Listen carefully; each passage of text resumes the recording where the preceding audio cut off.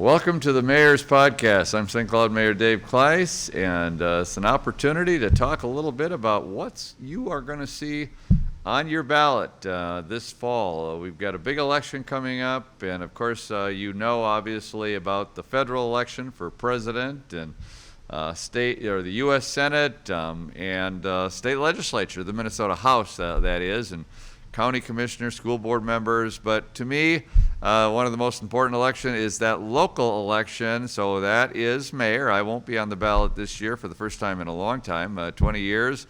But your opportunity to select a mayor of two candidates. It's either going to be Jake Anderson or Mike Conway.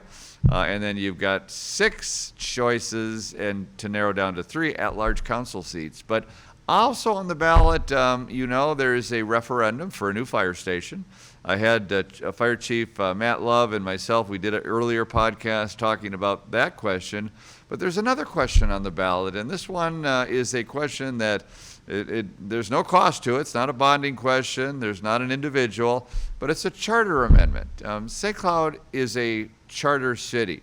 We operate under a charter. It's kind of like a constitution for the city of St. Cloud. Our charter goes back to when St. Cloud became a city in 1856. That is unique. Not all cities in Minnesota are charter cities. In fact, most are statutory cities. They operate as an entity created by the legislature. We were actually a city before Minnesota was a state. Minnesota became a state in 1858. St. Cloud became a state in 1856. We operate under a charter. That's our form of government. The last most significant change in our charter was in 1952 when it became a strong mayor system. Again, unique in Minnesota. There are only 4 cities, St. Cloud, Duluth, Minneapolis, and St. Paul, that operate under a strong mayor system. But we operate under a charter also, and that charter dictates how folks are elected, a number of how we operate beyond Minnesota statutes, how we operate as a city. And one of those things is when we have elections. And the Charter Commission, which is a group of individuals appointed actually by the courts or by a judge to serve as kind of that charter, it's a charter commission, kind of that constitutional committee. They don't come in to make changes every few years, but they look at when there are changes proposed. And in this case, the Charter Commission looked at something that I proposed to the Charter Commission, and that is to change when we have elections. Right now, city elections are on even years, so they're in the year that there's a presidential election. In those even years, there could be a governor's race, but in the case of St. Cloud, it's on a presidential year. It often gets lost, that local election piece, the mayor, the city council, it gets lost in those national issues because everybody's talking about the president's race and the U.S. Senate, state legislature. But the most important elections, in my opinion, are those local elections. And it used to be, when I came in fact, I was elected first as mayor in 2005. That was an odd year, but they had just previously changed it through a charter amendment to even years. The goal was so that there would be more people voting in those elections on an even year, more people voting even in the local elections. That's been happening now for 20 years.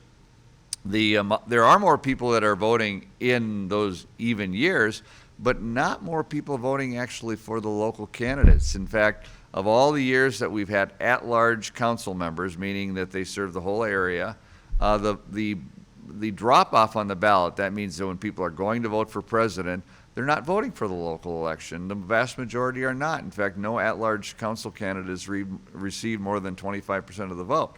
So what the intention was to have more people voting on the local elections. More people are voting in the general election, but they're not voting on the local election. And if they are, they might just be voting because they heard that name somewhere. They're voting for president, and they go, oh, I've heard this name for council or mayor. So they're really not focused in on those elections. I proposed to the Charter Commission to change that back to odd years. So those that are voting might still be the same percentage, actually be a higher percentage, but they will be focused on the local election. So they'll know who the candidates are for mayor. They'll know who the candidates are for the council, and a greater focus on those elections. So this is your decision to make, though. This is a Charter Commission recommendation. The commission unanimously supported this change.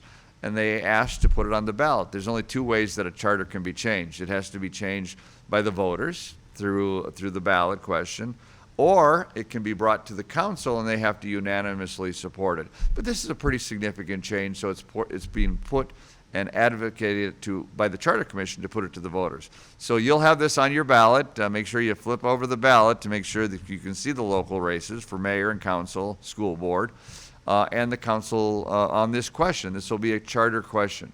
If you vote yes, then elections in the future will be in odd years. It won't take place for a few years because you've got to go through those that are already elected this year and to shift to those odd years. No different than it was when I first ran in 2005. Again, an odd year, and then it shifted to those even years. So my first term actually as mayor was a 3-year term because I was elected in 2005 and then 3 years later had to get back onto an even year.